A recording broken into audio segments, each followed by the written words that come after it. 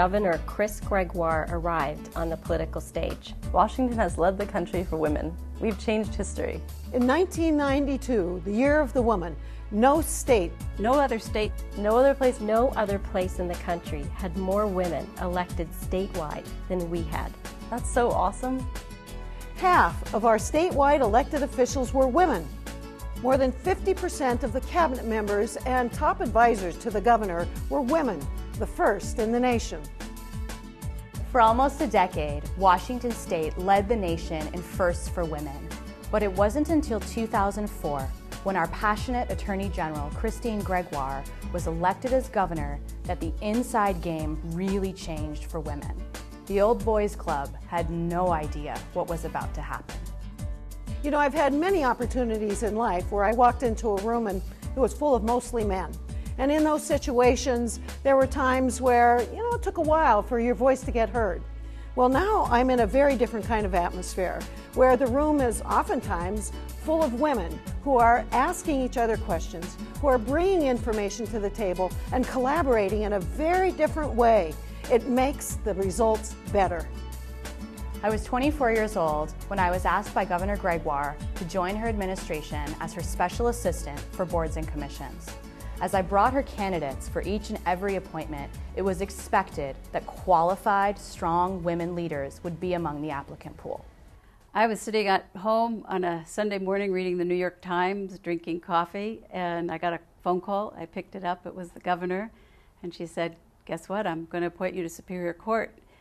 And I was really happy, and I was surprised and shocked, and I put the phone down, and I called my partner, who wasn't at home that morning, and I said, "Lois, guess what? I've been appointed to Superior Court." And she was really happy, and I was really happy, and I put the phone down and didn't know what to do with myself for the whole rest of the day. I'm a pharmacist by training, and I realized that the Board of Pharmacy was considering rules that might restrict access to medicine for citizens of this state. So I went to testify. And while testifying, I realized that I could make a difference. And so I also applied to the Board of Pharmacy. And the governor, she took me up on the offer and appointed me to the board. Since then, we've stood tall and unwavering in protecting access to medicine for all citizens of Washington State. Governor, what an incredible opportunity you gave me when you asked me to be Secretary of Health and to really make a difference about what we were doing about tobacco use in this state. But you also gave me a challenge. You said to me, failure's not an option.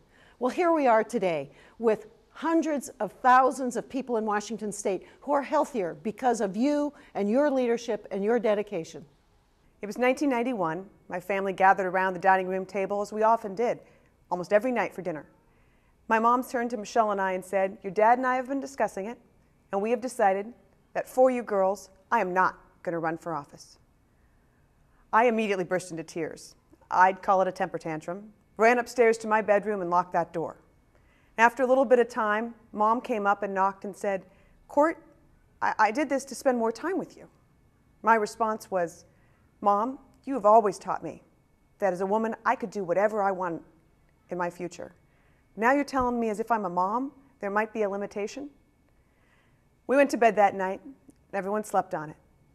Next night, again around that dining room table, Mom turned to me and Michelle and said, "Your dad and I have been talking, and I've decided that for you girls, I'm going to run for Attorney General." We all know that women in leadership and politics have to be tough. I can recall a certain quote from the media in which they described my mom as a she-wolf that would eat her own young. My sister and I had quite a good laugh about this. The lesson learned is that women can be strong. I've grown up in a place where women are allowed to be just as powerful as anyone else. Governor Gregoire has given me a model for what women can do, what women can be, and what women can do to change the world. So haters, don't be messing with Washington women. We rock.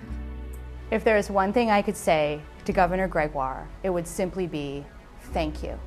As far as your legacy and the legacy of women's leadership in this state is concerned, we got you covered.